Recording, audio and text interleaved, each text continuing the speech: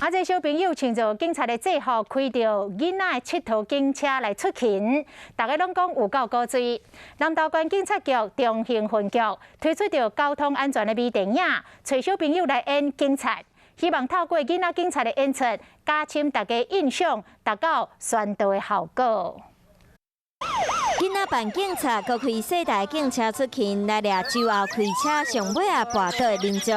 囡仔搁真专业，甲违反的法规一字一句拢念出来，模样真高水。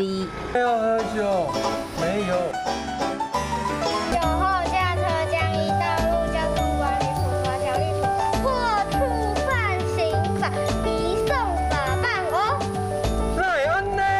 一个小小玻璃室把我们的一些其实我们很早就已经知道的基本的一些交通安全的观念就把它带出来，有达到寓教于乐的效果。中兴分局即摆毋拿请囡仔来演微电影，宣传啉酒了后袂使开车、袂使危险驾驶的观念。搁做啉酒了后的动法，和今年6月初1拄修正实施危险驾驶的资讯。搁请附近大车的业者来解说内练差和造成视线死角的原因。希望借由小朋友听闻的口吻宣导，提醒民众遵守交通规则。中兴分局表示，到15号为止，因嘛有伫 FB 办活动，袂送礼物，嘛要邀请民众做伙来参加。